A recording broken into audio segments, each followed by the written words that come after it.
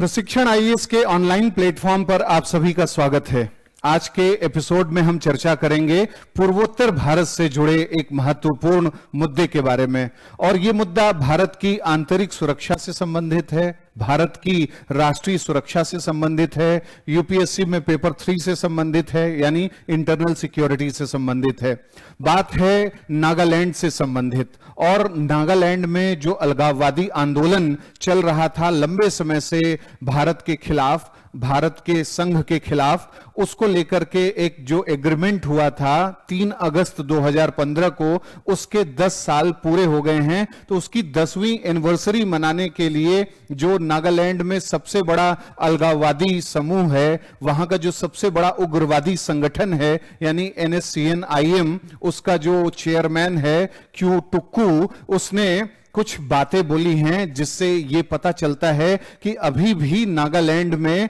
Naga insurgency के कुछ तत्व बचे हुए हैं। भारत सरकार के खिलाफ कुछ कॉन्स्पिरेसी रचने की बात हो सकती है। मुद्दा पूरा क्या है, आज इसके बारे में चर्चा करेंगे। नागा इंसर्जेंसी क्या है, नागालैंड में अलगाववादी आंदोलन क्या है भारत के खिलाफ, और ये one of the bloodiest insurgency जिसको कहते हैं, किस रूप में ये बनी, और इसके अलग अलग जो डायमेंशंस हैं उसको समझने की कोशिश करेंगे। तो सबसे पहले हम ये जानते हैं कि नागालैंड जो है वो लंबे समय से एक ऑटोनमस रीजन रहा है, और नागालैंड के जो ट्राइबल कम्युनिटीज हैं यानी प्रिमिटिव ट्राइबल जो लोग रहे हैं, आदिम जनजातीय समुदाय के लोग, उनका कहना है कि वो कभी किसी के नियंत्रण में नहीं रहे। न तो वो भारत सरकार के कभी नियंत्रण में न रहे, न तो कभी ब्रिटिश गवर्नमेंट के नियंत्रण में रहे, या किसी अन्य भी नियंत्रण में नहीं रहे। अहोम डायनेस्टी के समय से ही यानी 12वीं शताब्दी के आसपास से ही नागा एकदम स्वतंत्र रूप से अपना काम करने वाले एक एथनिक जो कम्युनिटी के रूप में काम करते रहे, लेकिन इनके अधिकारों को छीनने की कोशिश की गई, और इसीलिए नागालैंड में एक अलगाववादी आंदोलन शुरू हुआ, greater Nagalim movement. Greater Nagalim movement का मतलब यह है कि, या आप इसको ऐसे समझिए कि अगर कोई एक संगठन या कोई ऐसा उग्रवादी समूह भारत में बोले कि हमें भारत से अलग होकर के एक नया देश बनाना है, भारत की संप्रभुता पर वो चोट करने लगे, भारत सरकार के खिलाफ कार्यवाही करने लगे, तो ये एक बहुत ही बड़ा सेंसिटिव मामला बन जाता है, और ऐसे तत्वों को काउंटर करना भी भारत सरकार की रिस्पॉन्सिबिलिटी बन जाती है। तो 1946 में जो एक संगठन बना था, नागा नेशनल जो ग्रुप था, वो माउंट जाफू फीजो, एक अंगामी लीडर था जिसका नाम था माउंट जाफू फीजो, उसने एक अलग प्रकार से सेल्फ डिटर्मिनेशन की बात करनी शुरू की, यानी नागालैंड के लोगों के आत्मनिर्धारण के अधिकार का उसने पूरा स्लोगन देना शुरू कर दिया कि नागालैंड में जो लोग रहते हैं उनका अपना कल्चर है, उनका अपना लैंग्वेज है, उनकी अपने ट्रेडिशन है, उनका अपना खान पान है, वेशभूषा है, आचार विचार है, इसमें किसी भी प्रकार का हस्तक्षेप बर्दाश्त नहीं किया जाएगा। और नागा आइडेंटिटी यानी एक सेपरेट नागा आइडेंटिटी और उसके साथ साथ एक सेपरेट नागा फ्यूचर के लिए उसने एक आंदोलन छेड़ा। 1946 में इसके लिए यह संगठन बनाया गया, और जब यह संगठन बना तो इसी के नेतृत्व में 14 अगस्त 1947 को, यानी भारत की आजादी के एक दिन पहले, ये जो अंगामी लीडर था, अंगामी एक जनजाति है नागालैंड की, उसका जो लीडर था माउंट जाफू फीजो, उसने डिक्लेयर किया कि भारत सरकार से सशस्त्र संघर्ष नागा उग्रवादी जो उसके समूह के लोग थे वो करेंगे, और एक नया देश बनाएंगे, भारत से अलग होकर के एक पृथक देश बनेगा जिसे ग्रेटर नागालिम कहा जाएगा। और उसका ख्याल था कि जहां जहां नागा समुदाय रहते हैं, जिन जिन इलाकों में, चाहे वो इंडिया के अंदर हो या इंडिया के बाहर हो, उन सब एरियाज को मिलाकर के एक नया देश नागा लोगों के लिए बनेगा। और अपने इस उद्देश्य की प्राप्ति के लिए वो बहुत ही वायलेंट हो गया, हिंसक हुआ, और उसने जो है भारत सरकार के खिलाफ एक मुहिम छेड़ी, और नागालैंड में एक उसका कहना था, हालांकि भारत सरकार मानती है कि उसने ऐसा काम नहीं किया, उसने कहा कि हमने एक जनमत संग्रह कराया 1951 में नागालैंड में, और जनमत संग्रह में लगभग 99% नागालैंड के जो लोग थे उन्होंने कहा कि नहीं, हमें भारत में नहीं रहना, हमें अलग होकर के एक नया देश बनाना है, यानी एक पृथक देश ग्रेटर नागालैंड की बात जो है रेफरेंडम के माध्यम से की गई थी। भारत सरकार ने इसे नामंजूर किया था कि ये इस क्लेम को भी नामंजूर किया कि कोई ऐसा रेफरेंडम हुआ भी नहीं, ऐसा झूठ बोला जा रहा है। उसके बाद 1952 में जो इलेक्शन हुआ, भारत में पहला लोकसभा चुनाव हुआ, उसका बहिष्कार किया ये जो संगठन थे, नागा ग्रुप थे फिजो के नेतृत्व में, और धीरे धीरे उसने दो और संगठन बनाए। 1954-1955 का जो समय था, उसने दो संगठन बनाए, एक नागा फेडरल गवर्नमेंट और एक नागा फेडरल आर्मी, और इन दोनों को काम दे दिया कि भारतीय संघ और भारतीय सेना, भारतीय जो सोल्जर्स हैं, इन सब के खिलाफ जो है ब्रूटल तरीके से कार्यवाही करनी है, क्योंकि ग्रेटर नागालैंड का जो डिमांड है उसको माना नहीं जा रहा है भारत सरकार के द्वारा। अब भारत सरकार के सामने भी एक बहुत मुसीबत आई कि किस तरीके से नागा जो इंसर्जेंट थे वो ऐसे जो है प्रतिकार कर रहे थे, यानी काउंटर कर रहे थे इनको। इसलिए 1956 में थोड़ा रिप्रेसिव मोड में भारत सरकार आई कि अब नागाओं का जो आंदोलन है उसको कुचलना होगा, और इसके लिए 1958 में armed forces special powers act यानी सशस्त्र बल विशेषाधिकार अधिनियम भारत की संसद में पारित किया गया, और पारामिलिट्री फोर्सेस अर्धसैनिक बलों को अधिकार दिया गया कि वो नागालैंड में जो ऐसे एलिमेंट्स हैं, उग्रवादी समूह हैं, सेपरेटिस्ट ग्रुप्स हैं, उन सब के खिलाफ कार्यवाही कर सकते हैं। जब ऐसा कुछ होना शुरू हुआ तो वो जो जाफू फिजो था, माउंट जाफू फिजो, वो ईस्टर्न पाकिस्तान भाग करके चला गया, यानी अलग अलग जगह जाकर के उसने शरण लिया, अपने को बचाने की कोशिश करी। और उसके बाद भारत सरकार ने कई और भी उपाय किए। 1962 में जब भारत चीन युद्ध हो गया था, उस समय एक नागा सिक्योरिटी रेगुलेशन भारत के राष्ट्रपति के द्वारा जारी किया गया था, ताकि जो नागा सेपरेटिस्ट मूवमेंट है भारतीय संघ के खिलाफ, उसके खिलाफ एक सशक्त कार्यवाही की जा सके। बाद में जयप्रकाश नारायण के नेतृत्व में एक जो है टीम बनाई गई, और तीन लोग उसमें महत्वपूर्ण रूप से शामिल थे। उन्हें नागा लोगों की समस्याओं के समाधान के लिए बातचीत करने के लिए भेजा गया, मतलब नियुक्त किया गया। उसके बावजूद भी समस्या बनी रही। नागा लोगों का अपना जो है, यानी जो ये नागा उग्रवादी समूह थे, यानी नागा फेडरल गवर्नमेंट और नागा फेडरल आर्मी, ये सब भारत सरकार के खिलाफ कार्यवाही, सशस्त्र संघर्ष करते रहे, और ये स्थिति चलती रही 1972 में जाकर के एक एग्रीमेंट हुआ, 1975 में जाके एग्रीमेंट हुआ, शिमला जो एग्रीमेंट के, शिलोंग एग्रीमेंट के नाम से जिसे जाना जाता है। तो शिलोंग एग्रीमेंट में जो है नागा फेडरल आर्मी और नागा फेडरल गवर्नमेंट जो था फिजो के नेतृत्व वाला, उन सब ने सरेंडर किया और बोला कि हम इंडियन कॉन्स्टिट्यूशन के अंडर काम करने के लिए तैयार हैं, और उन्होंने अपने हथियार डाल दिए। ये कहानी अभी खत्म नहीं हुई। जैसे ही नागा कुछ उग्रवादियों ने हथियार डाला, तो जो रेडिकल बिल्कुल नागा उग्रवादी लीडर और भी उस समय नागालैंड में बैठे थे, उनको लगा कि हमारा जो एक आंदोलन लंबे समय से चला आ रहा है वो रुक जाएगा, और हमें इसको एक नया फ्यूल, एक नया एनर्जी, एक नया ईंधन देना पड़ेगा। और इसीलिए 1980 में NSCN-IM जो है उसका गठन किया गया, national socialist council of Nagaland. Isak Muivah, Isak एक ट्राइबल लीडर जो कि इसके जो है चेयरमैन थे, और जो मुइवा थे, मुइवा जो है इसके जनरल सेक्रेटरी थे। तो इजाक और मुइवा के नेतृत्व में NSCN-IM का गठन किया गया 1980 में, और इस संगठन ने साफ तौर पर कह दिया कि आर्म्ड स्ट्रगल, यानी जो भारत सरकार है, भारतीय संघ है, उसके खिलाफ सशस्त्र संघर्ष जारी रहेगा, ग्रेटर नागालैंड का आंदोलन जारी रहेगा। यानी इनका जो पहला डिमांड था कि हमें एक स्वतंत्र जो है देश चाहिए नागालैंड के लिए, और जब ये जानकारी लेने की कोशिश की गई कैसे बनाओगे भाई ये देश, तो उसमें ये कहा गया कि नागालैंड में तो है ही जो नागा लोग रहते हैं, इसके अलावा मणिपुर में रहने वाले जो नागा रिहायशी इलाके हैं, अरुणाचल प्रदेश में रहने वाले जो नागा लोग हैं उनके जो रिहायशी इलाके हैं, और असम में रहने वाले जो नागालैंड के इलाके हैं, मतलब नागा लोगों के रिहायशी इलाके हैं, और म्यांमार के इन नागा इनहैबिटिंग एरियाज, इन सबको पूरा अमलगमेट, और मणिपुर के एरिया सबको अमलगमेट करके ग्रेटर नागालैंड नागालिम एक क्षेत्र बनेगा और एक नया देश नागाओं के लिए बनेगा। तो ये बहुत ही विकट स्थिति है कि इंडियन यूनियन के बारे में जिन जिन लोगों ने पॉलिटी में पढ़ा है वो सब जानते हैं कि भारतीय संघ से कोई निकल नहीं सकता कोई राज्य, अगर राज्य बन गया है। 1963 में 13वें संविधान संशोधन के माध्यम से नागालैंड को पूर्ण राज्य का दर्जा दे दिया गया था और उसके बाद से इस तरीके की अलगाववादी चालें और आंदोलन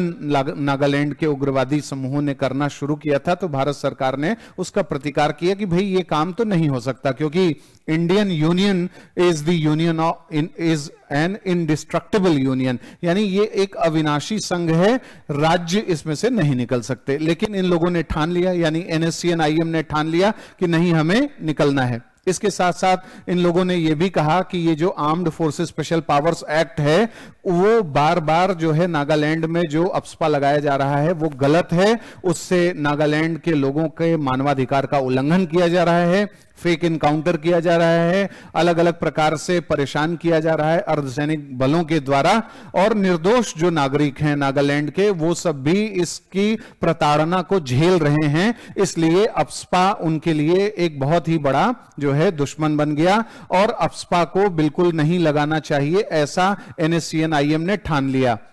इसके साथ साथ NSCN-IM ने बाद में धीरे धीरे अपने जो और डिमांड्स जनरेट किए उसमें एक बात ये कही कि इनको नागा अपना एक सेपरेट नागा कॉन्स्टिट्यूशन चाहिए, इन्हें इंडियन कॉन्स्टिट्यूशन में नहीं जोड़ना है बल्कि एक पृथक इनका अपना नागा संविधान होगा, उसमें ये अपने कानून, अपने नियम, अपने सारी चीजें लिखेंगे, उस हिसाब से चलेंगे। और इसके साथ साथ एक सेपरेट नागा फ्लैग की भी इन्होंने डिमांड किया भारत सरकार से कि हमें एक पृथक झंडा चाहिए, हमें भारत का तिरंगा झंडा नहीं चाहिए। ऐसा इन्होंने इसलिए कहा क्योंकि झंडे के मुद्दे पर जब तिरंगा झंडा लहराता है तो लोगों को याद आता है वो स्वतंत्रता आंदोलन और उसमें जो स्वतंत्रता कर्मियों ने अपनी जान गंवाई थी उनकी मेमोरी हमें याद आती है, तो हम यूनिटी दिखती है, एकजुट हो जाते हैं। तो झंडे के मुद्दे पर अगर नागालैंड यानी NSCN-IM का अपना एक सेपरेट झंडा होगा तो उससे वो जो मास पॉपुलर सपोर्ट है या मास जो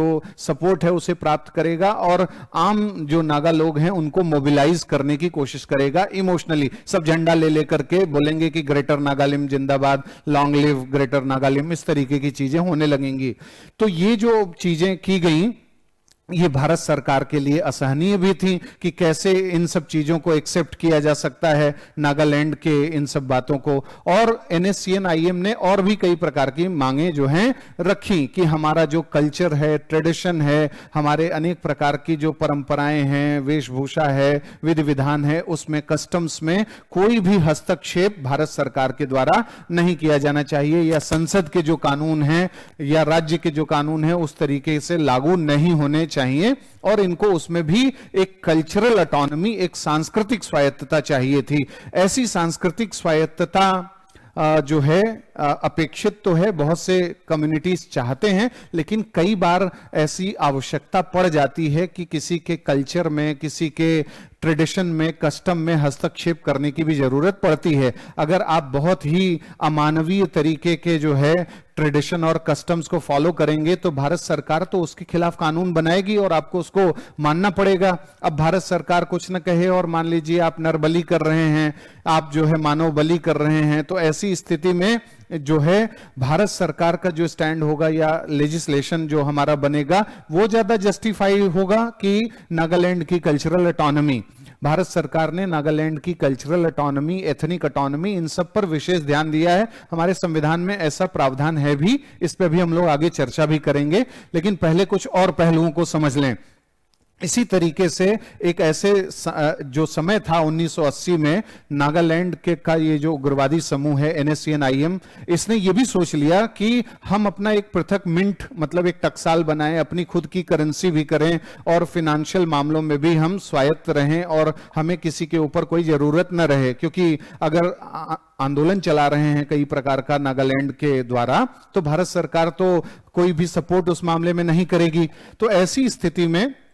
नागालैंड के जो उग्रवादी समूह थे वो काम करने लगे। और धीरे धीरे 1988 में एक और जो है संगठन बना, यानी नागा सोशलिस्ट काउंसिल ऑफ, जो नागालैंड का जो ये उग्रवादी संगठन है NSCN के, जिसको बोलते हैं खापलांग। और ये जो ग्रुप था इसने भी कहा कि हमें जो है माओवादी दृष्टिकोण से काम करना है, भारत सरकार के खिलाफ कार्रवाई करनी है। अब ये सब चीजें चलती रहीं और भारत सरकार ने इन सब के खिलाफ अफस्पा के माध्यम से कार्रवाई करी और कोशिश किया कि इनकी सारी इलीगल एक्टिविटीज को रोका जाए। इसके लिए भारत सरकार ने अनलॉफुल एक्टिविटीज प्रिवेंशन एक्ट यानी अवैधानिक क्रियाकलाप रोकथाम अधिनियम 1967 के तहत NSCN-IM, NSCN-K या उसके जितने फैक्शंस हैं, जो गुट हैं, उन सबको इलीगल, बैंड और जो है घोषित कर दिया कि ये प्रतिबंधित है और ये एक टेरर ऑर्गेनाइजेशन के रूप में है, यानी एथनिक टेररिज्म ये एक तरीके से कर रहा है।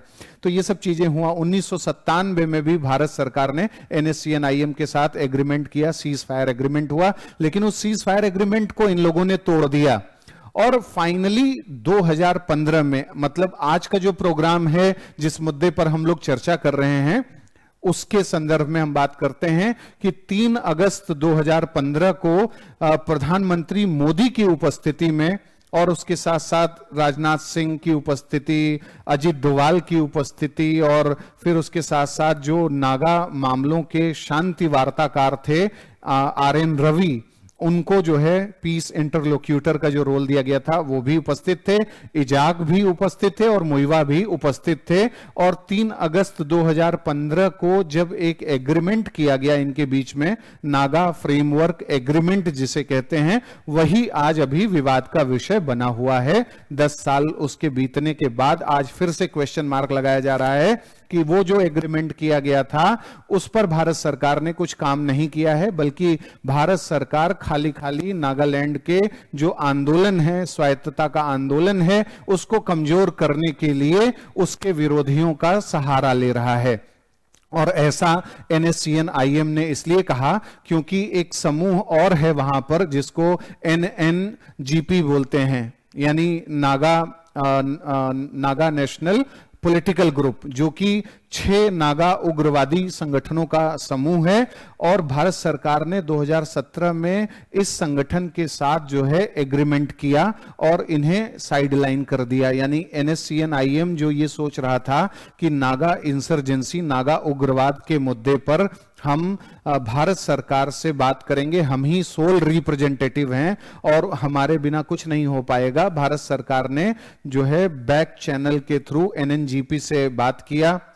NNPG से, और उसमें जो ग्रुप्स थे उनसे कहा कि भाई तुम लोग सरेंडर करो और हम नागालैंड के अलग अलग एरियाज में डेवलपमेंट का काम करेंगे, नागालैंड का इंक्लूसिव डेवलपमेंट करेंगे, तुम्हारे कल्चर को भी प्रोटेक्ट करेंगे। चीजें समझाई गई। तो इस बात को एक धोखाधड़ी के रूप में जो है माना NSCN-IM ने। और NSCN-IM का जो चेयरमैन है उसने अभी हाल में बोला है, यानी आज 3 अगस्त को उसने बोला ये बात कि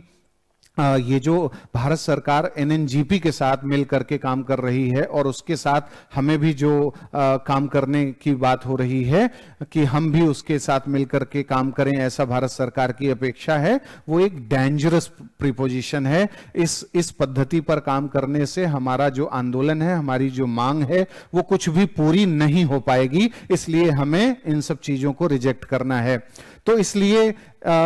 आज जो है ये नागा फ्रेमवर्क एग्रीमेंट है, इस मुद्दे पर ये लोग बहुत ज्यादा गंभीर होकर के सवाल खड़े कर रहे हैं। तो हम लोग देखते हैं कि इस एग्रीमेंट में क्या कहा गया था। फ्रेमवर्क एग्रीमेंट जो है, जो भारत सरकार और national socialist council of Nagaland NSCN के बीच में हुआ था, ये बहुत ही छोटा सा है, 3 पैराग्राफ का ये एग्रीमेंट है। आप नीचे देख सकते हैं कि यहाँ इजाक चीसी सू चेयरमैन जो हैं national socialist council of Nagaland के, इनका साइन किया गया था। फिर जो मुइवा हैं general secretary, national socialist council of Nagaland के, फिर RN रवि जो रिप्रेजेंटेटिव हैं गवर्नमेंट ऑफ इंडिया के, इनका साइन हुआ था। और ये जो फ्रेमवर्क एग्रीमेंट था, चूंकि नागा उग्रवादी संगठनों ने, NSCN-IM ने सोचा कि ये फाइनल सोल्यूशन तक ले जाएगा, यानी जो नागालैंड के जो ऑटोनॉमी मांग रहा है, जो स्वायत्तता, फ्रीडम डिमांड्स भारत सरकार से कर रहा है, उस दिशा में कार्यवाही होगी, ऐसा उन्होंने इसके माध्यम से सोचा। अब हम देखते हैं कि इसमें क्या बात कही गई है। इसमें कहा गया the political conflict is about 6 decades old, यानी कि 2015 की जब बात करें तो तब तक जो है 6 दशक हो चुका था। तो ये जो संघर्ष है भारत सरकार और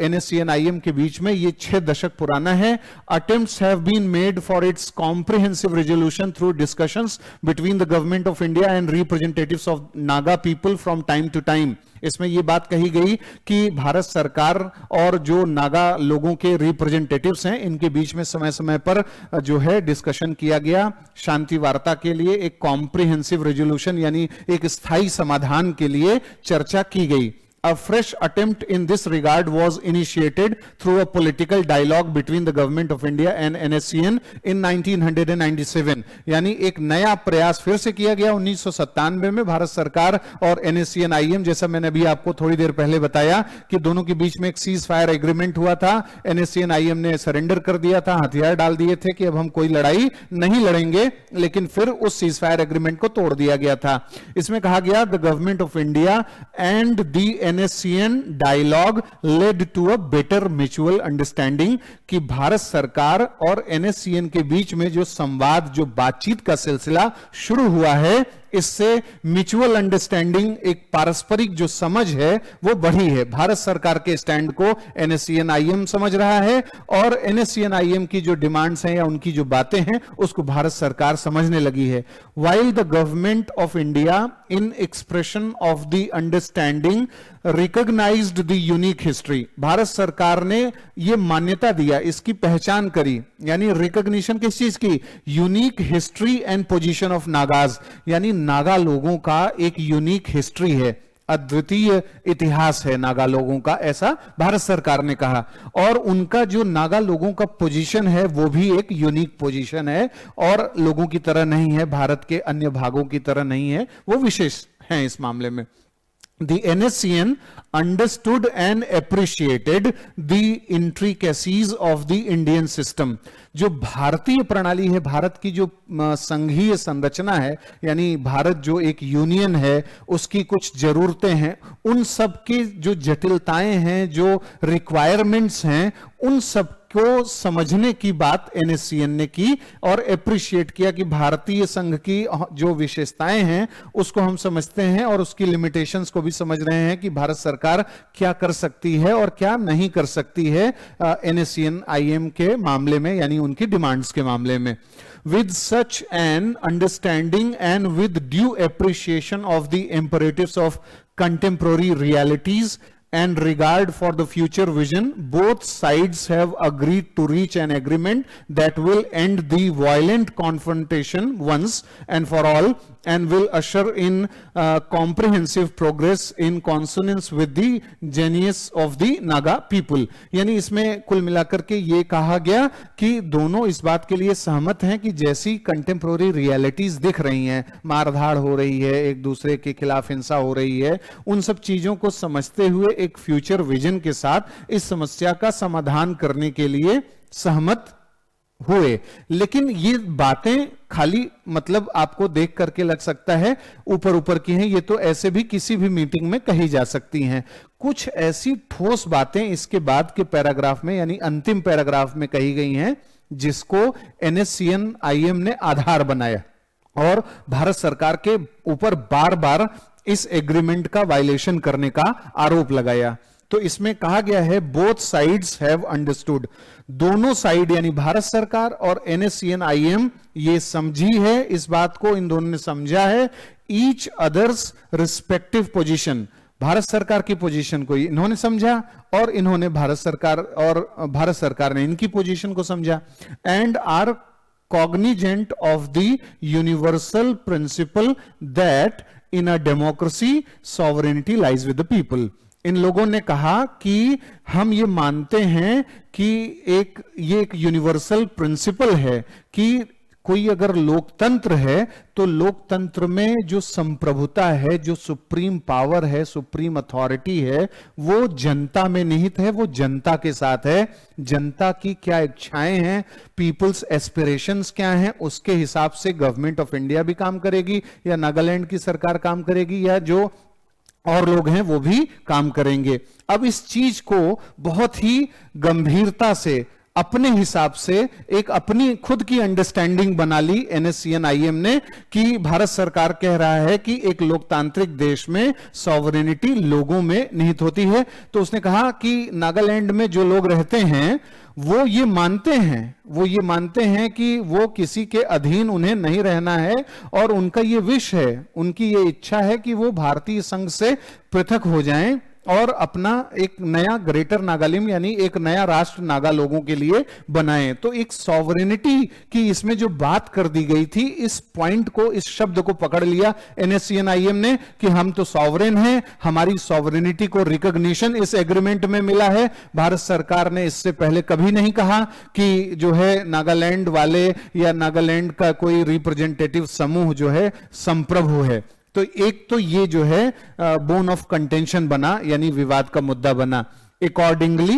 the government of India and the NSCN respecting people's wishes. अब इसमें कहा गया कि भारत सरकार और NSCN क्या कर रही है, ये लोगों के जो विश हैं, जो इच्छाएं हैं, उनका रिस्पेक्ट कर रही है। क्या करने के लिए? For sharing the sovereign power as defined in the competencies reached an agreement on the 3rd August 2015 as an honorable solution। यानी इसमें कहा गया कि जो सॉवरेन पावर है उसको शेयर किया जाए, उसको शेयर करने की बात हुई। यानी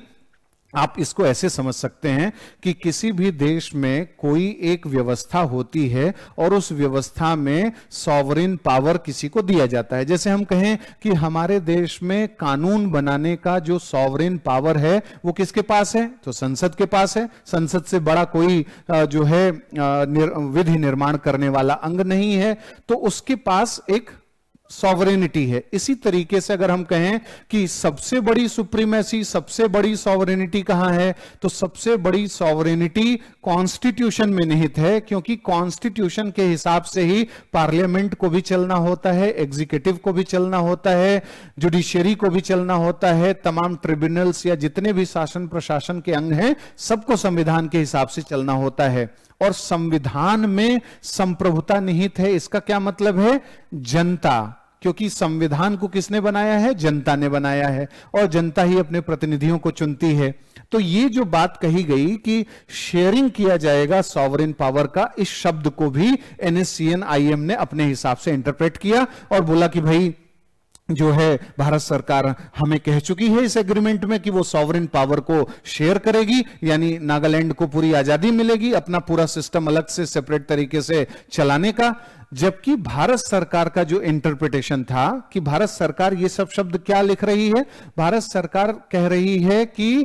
जो हमारा संविधान है उस संविधान के दायरे में रहते हुए, हमारे संविधान में जैसे 6वीं अनुसूची है, 6वीं अनुसूची में साफ तौर पर कहा गया है कि जो ऐसे एरियाज हैं उनको हम नॉर्थ ईस्ट में ऑटोनॉमी दे सकते हैं, यानी स्वायत्तता दे सकते हैं कुछ लेवल पर कानून बनाने का, प्रशासन चलाने का, कुछ कमिटीज बनाने का, regional councils, district council, district board, tribal advisory board, ये सब बनाने का हम उसको अधिकार दे सकते हैं। लेकिन वो लिमिटेड अथॉरिटी है, लिमिटेड सॉवरेनिटी है, और ग्रेटर सॉवरेनिटी या ग्रेटर ऑटोनॉमी हम नहीं दे सकते। ग्रेटर ऑटोनॉमी का मतलब होता है कि निकल करके नया देश बना लें, लेकिन भारत सरकार का कहना है कि हम लिमिटेड ऑटोनॉमी दे सकते हैं under 6th schedule of the Indian constitution, क्योंकि हम Nagaland is the integral part of India, जिसे हम नहीं छोड़ सकते। जैसे जम्मू कश्मीर को हमने बिल्कुल कहा कि ये हमारा इंटीग्रल पार्ट है, इसका 1 इंच भी हम नहीं छोड़ सकते, उसी तरीके से नागालैंड की भी स्थिति है। और ये सब ऐसा चाह रहे थे, यानी जो NSCN-IM है। यहां पर आपको यह भी बता दूं कि NSCN-IM जो है रियल रिप्रेजेंटेटिव नहीं है। आज नागालैंड विकास कर रहा है, नागालैंड के जो लोग हैं वो नागालैंड के विकास से, डेवलपमेंटल प्रोजेक्ट से, इंक्लूसिव डेवलपमेंट, हेल्थ इंफ्रास्ट्रक्चर और जो cultural autonomy, cultural freedom, cultural security Bharat सरकार ने जो दी है, उन सब चीजों से काफी संतुष्ट हैं। और नागालैंड में लोग घूम रहे हैं, टूरिस्ट जा रहे हैं, कोई ऐसी समस्या नहीं है। लेकिन एक ऐसा ग्रुप है NSCN-IM का जिसमें कुछ सैकड़ों या हजार के आसपास समझिए को उनके पास वायलेंट ऐसे लोग हैं जो ये आंदोलन चला रहे हैं, और इस आंदोलन के माध्यम से वो भारत सरकार के खिलाफ एक बहुत बड़ा रिवोल्ट कराना चाहते हैं, और उसके लिए वो हिंसा करते हैं। वो आर्म्ड फोर्सेस के लोगों को मारते हैं, अपस्पा के लोगों को मारते हैं, पॉलिटिकल लीडर्स को मारते हैं, इंडस्ट्रियलिस्ट्स हो गए या अन्य प्रकार के जो एलीट पर्सन्स हो गए, उस एरिया से गुजरते हैं, उन सबको मारना, उनको किडनैप करना, एक्सटॉर्शन, ये सारी चीजें करके वो भारत सरकार के ऊपर प्रेशर बनाने की कोशिश करते हैं। यहां पर एक और अंतिम चीज हम देख सकते हैं, इसमें यह कहा गया है कि it is a matter of great satisfaction that dialogue between the government of India and the NSCN has successfully concluded and we are confident it will provide for an enduring inclusive relationship of peaceful coexistence of two entities. अब ये जो line है इसका एक अलग अलग interpretation, Bharat सरकार ने अपने हिसाब से कुछ सोच करके ये लाइन बोला, और जो NSCN-IM है वो अलग बोल रहा है। यानी एक इंड्योरिंग, एक लॉन्ग लास्टिंग, एक इंक्लूसिव यानी समावेशी तरीके का रिलेशनशिप होगा, किसके बीच में? Peaceful coexistence of two entities. Coexistence मतलब सह अस्तित्व, कि NSCN-IM यानी जो नागालैंड का एक अपनी आइडेंटिटी है वो एक अलग पृथक आइडेंटिटी है, और भारत सरकार का एक अपनी पृथक आइडेंटिटी है। इस दोनों आइडेंटिटी को अलग अलग तरीके से यहां पर पेश किया NSCN-IM ने, और इसलिए उसने इसे विवाद का मुद्दा बना दिया कि जो जो ये बातें कही गई हैं उसके हिसाब से पूरा किया जाए। तो बाद में जब ये हुआ कि 31 अक्टूबर 2019 तक, यानी सरदार वल्लभ भाई पटेल का जो बर्थ एनिवर्सरी है उस समय तक इसको परमानेंट एक सोल्यूशन इस नागा फ्रेमवर्क एग्रीमेंट के आधार पर कर लिया जाएगा, लेकिन ऐसा कुछ भी हो नहीं पाया। और फिर NSCN-IM ने कहा कि नहीं, अब हम भारत सरकार से बात नहीं करेंगे, भारत सरकार से तभी बात करेंगे जब डायरेक्ट जो है इंडियन प्राइम मिनिस्टर इसमें इन्वॉल्व होगा, भारतीय प्रधानमंत्री मोदी इसमें करेंगे, और कहीं अन्य देश में भी चल करके बातचीत करें। जैसे एम्स्टर्डम में 2002 में नागा समस्या के समाधान के लिए बातचीत कही गई थी, और नागा लोगों के अधिकारों को देने की बात उसमें की गई थी। इसके पहले भी PV नरसिम्हा राव के समय में भी विदेशी धरती पर नागा जो इंसर्जेंट थे और जो भारत सरकार है इसके बीच में वार्ता हो चुकी थी। तो इन लोगों ने ये नया एक सिगुफा छोड़ दिया कि भाई जो है बाहर चल करके हमें बातचीत करनी है। फिर इन्होंने जो म्यांमार के उग्रवादी संगठन हैं उन सबके साथ मेल मिलाप किया भारत सरकार के अगेंस्ट में काम करने के लिए, क्योंकि कुछ ऐसे इलाके हैं म्यांमार में जहां नागा लोग रहते हैं, और उन सब इलाकों को भी मिलाकर के ग्रेटर नागालैंड बनाना था। इसलिए ये एक इंसर्जेंसी का रूप इसने ले लिया। जब फॉरेन कोई एलिमेंट शामिल होता है मतलब किसी रिवोल्ट में या भारत सरकार के खिलाफ आर्म्ड स्ट्रगल में, तो हम उसे इंसर्जेंसी कहते हैं। इंसर्जेंसी जो नागा इंसर्जेंसी है इसमें सारी चीजें तो कॉमन है और भी जिस तरीके के आर्म्ड स्ट्रगल होते हैं, लेकिन इसमें मास सपोर्ट जो पाने की कोशिश होती है, यानी जनता साथ हो जाए इस युद्ध में, पीपल्स वॉर बन जाए, और इसके साथ साथ जो फॉरेन एलिमेंट्स हैं जैसे चाहे म्यांमार हो या पाकिस्तान हो, इन सबका भी साथ मिल जाए पूरे इस आंदोलन में, तो ये एक इंसर्जेंसी का रूप ले लेती है। इसीलिए नागा इंसर्जेंसी खतरनाक रूप में सामने आई इंडियन गवर्नमेंट के अगेंस्ट में। अब इस समस्या के समाधान के लिए पूरी कोशिशें होने लगी कि कैसे भारत सरकार कार्यवाही करे। भारत सरकार के पास क्या ऑप्शन है नागालैंड को एक अच्छा फ्यूचर देने के लिए, नागालैंड की जो रिक्वायरमेंट्स हैं उसको पूरी करने के लिए। भारत सरकार के पास एकमात्र दृष्टिकोण यह है कि हम समावेशी विकास के माध्यम से इस चीज का समाधान करेंगे और नागालैंड के लोगों का रिप्रेजेंटेशन बढ़ाएंगे, उन्हें किसी चीज की कमी महसूस नहीं होने देंगे। नागालैंड में जो वहां की एक महिला हैं उनको जो है राज्यसभा में सदस्य बनाया गया, उन्हें अलग अलग जो है जो चेयरमैनशिप है अलग अलग समितियों का राज्यसभा में बैठने, मतलब जो चेयरमैनशिप की जाती है उन सब में भी उनका रोल पूरा बढ़ाया गया। ये सब काम करके एक पॉलिटिकल रिप्रेजेंटेशन देने की कोशिश की गई और इसके साथ साथ नागालैंड में अलग अलग इलाकों में इंडस्ट्रियल जो एक्टिविटीज हैं उसको बढ़ाने की कोशिश, फिर वहां पर ढेर सारे डेवलपमेंटल प्रोजेक्ट्स चला करके लोगों की जरूरतों को पूरा करने की कोशिश की गई है। तो लोग अब धीरे धीरे नागालैंड के जो लोग हैं वो पॉजिटिव सेंस में भारत सरकार की गतिविधियों को ले रहे हैं, कार्यवाहियों को ले रहे हैं और इससे कई ताकतें बौखलाई हुई हैं। यानी म्यांमार में भी जो समूह हैं, बांग्लादेश के ग्रुप्स हैं या जो पाकिस्तान है, ऐसे जो एलिमेंट्स हैं और कुछ जो ऐसे उग्रवादी समूह नागालैंड के जिनके अपना वेस्टेड इंटरेस्ट्स है, वो सब इंडिया के अगेंस्ट में कार्य करना चाहते हैं। लेकिन भारत सरकार इस बात पर अडिग है कि कोई भी बात ऐसी नहीं सुनी जाएगी। आज के समय में अगर आप स्टैंड जानना चाहेंगे NSCN-IM का क्या है, तो NSCN-IM कहता है ठीक है, हम अलग देश का सपना त्याग सकते हैं, नया देश नहीं बनाएंगे अगर, तब भी हमें दो चीज तो हर हाल में चाहिए, क्योंकि उसको पता चल गया है कि भारत सरकार नया देश बनाने नहीं देगी, नागालैंड पृथक हो ही नहीं सकता भारतीय संघ से। लेकिन नागालैंड के लोगों, मतलब NSCN-IM का कहना है, ये नागालैंड की जबान नहीं है, NSCN-IM का कहना है कि हमें नागा कॉन्स्टिट्यूशन एक सेपरेट चाहिए, हमें नागा लोगों के लिए एक सेपरेट फ्लैग भी चाहिए और उसको मान्यता जरूर मिले। भारत सरकार ने कहा भाई तुम फोर्स के आधार पर जो है पीस को आगे नहीं बढ़ा सकते, आप जो है बुलेट के आधार पर, जो गन है उसके आधार पर ये सब काम नहीं करा सकते। शांति स्थापना करने के लिए उसका एक तरीका होता है, उस तरीके पर जो भारत सरकार बात करेगी उस पर तुम्हें भी सहमत होना होगा। हम तुम्हें तुम्हारे कल्चर, तुम्हारा रिलीजन, तुम्हारा खान पान, वेशभूषा, इसमें कोई हस्तक्षेप नहीं करेंगे। इस पर भारत सरकार उन्हें अश्योरेंस दे चुकी है। तो अब इस समस्या का समाधान विकास में ही छुपा हुआ है। जब वहां की जनता बिल्कुल ऐसे एलिमेंट्स को रिजेक्ट कर देगी कि भाई हमें विकास पसंद है और तुम जैसे लोगों का अलगाववादी हिंसक जो गतिविधियां हैं वो पसंद नहीं है, वो नागालैंड को पीछे ले जाएंगी। जब ये सब बातें सामने आ जाएंगी तो एक दिन स्थायी समाधान भी देखने को मिल जाएगा। उम्मीद करता हूं कि इस संवेदनशील मुद्दे पर जो आंतरिक सुरक्षा से संबंधित है आपको ढेर सारे डायमेंशंस और आयाम मिले होंगे। आपने ये समझा होगा कि नागा इंसर्जेंसी के पीछे का जो रीजन है वो क्या है। ऐसा नहीं है कि नागालैंड और जो अन्य राज्य हैं पूर्वोत्तर भारत में उनके लोगों के कुछ वाजिब या जायज इंटरेस्ट नहीं है या डिमांड नहीं है, उनके अपने जायज डिमांड्स हैं। जैसे जब कोई भी एथनिक कम्युनिटी होती है यानी नृजातीय समुदाय पूर्वोत्तर भारत में, तो वो सामाजिक और सांस्कृतिक विशेषताओं के चलते दूसरे कम्युनिटी से बिल्कुल डिफरेंट होती है। जैसे नागा बिल्कुल अलग है, नागा का कल्चर, नागा का ट्रेडिशन, कस्टम, खान पान, वेशभूषा सब बिल्कुल अलग है, बोली भाषा भी अलग है, कुकी का बिल्कुल अलग होगा ये सारी चीजें। इसी तरीके से जो वहां पर और कम्युनिटीज रहती हैं, बोडो ट्राइब्स जो रहती हैं असम में, या आपातानी ट्राइब है, या गालो ट्राइब है, या मिश्मी है, अबोर है, जो अंगामी हैं और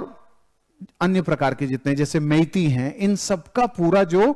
सिस्टम है वो बिल्कुल अलग अलग है और इसके चलते इनके मन में एक अलग प्रकार का एथनिक इनसिक्योरिटी की भावना होनी स्वाभाविक है। कल्चरल जो इनसिक्योरिटी की भावना है वो भी बट नेचुरल है, इनके मन में आएगा क्योंकि आउटसाइडर भी नॉर्थ ईस्ट में लगातार आ रहे हैं और रोहिंग्याओं का आना, कुकी चिन का आना, इलीगल माइग्रेंट्स का लगातार नॉर्थ ईस्ट में आना और भारी संख्या में वो जो लोग आ रहे हैं उन सबके भी अपने अलग, वो अपने अलग कल्चर के साथ, अपने लैंग्वेज के साथ आ रहे हैं, इसलिए क्लैशेस बढ़ रहे हैं। तो इसलिए इनको अपना जो एक स्वायत्तता, ऑटोनॉमी चाहिए। उस मामले में अगर भारत सरकार अच्छा भरोसा दिला दे और स्पेशल डेवलपमेंट पैकेज दे दे, पीस एकॉर्ड जिस तरीके से भारत सरकार ने 2020 से करना शुरू किया था, वो सब ठीक तरीके से अगर एग्जीक्यूट कर ले जाए तो वो दिन दूर नहीं जब भारत जो है 2025 के अंत तक या 2026 आते आते जो है एक इंसर्जेंसी और एक्सट्रीमिज्म फ्री नॉर्थ ईस्ट बना पाएगा। और ऐसा नॉर्थ ईस्ट वाले भी चाहते हैं, क्योंकि नॉर्थ ईस्ट को एक पावर हब बनना है, इंजन बनना है, ग्रोथ इंजन बनना है, और है भी भारत सरकार का। उसके साथ कनेक्शन से स्ट्रांग करके, सिलीगुड़ी कॉरिडोर की रक्षा करके, और नॉर्थ ईस्ट की जो रिक्वायरमेंट्स हैं उसको पूरा करके, और उसके लिए अलग अलग देशों से कनेक्टिविटी, आसियान के देशों से कैसे कनेक्टिविटी होगी, नॉर्थ ईस्ट का ओवरऑल डेवलपमेंट इंश्योर हो जाए। ये सब काम जब भारत सरकार करेगी और कर भी रही है तो हमें पॉजिटिव परिणाम जरूर मिलेंगे। तो अगले प्रोग्राम में फिर से किसी महत्वपूर्ण मुद्दे पर आपसे चर्चा होगी। नमस्कार।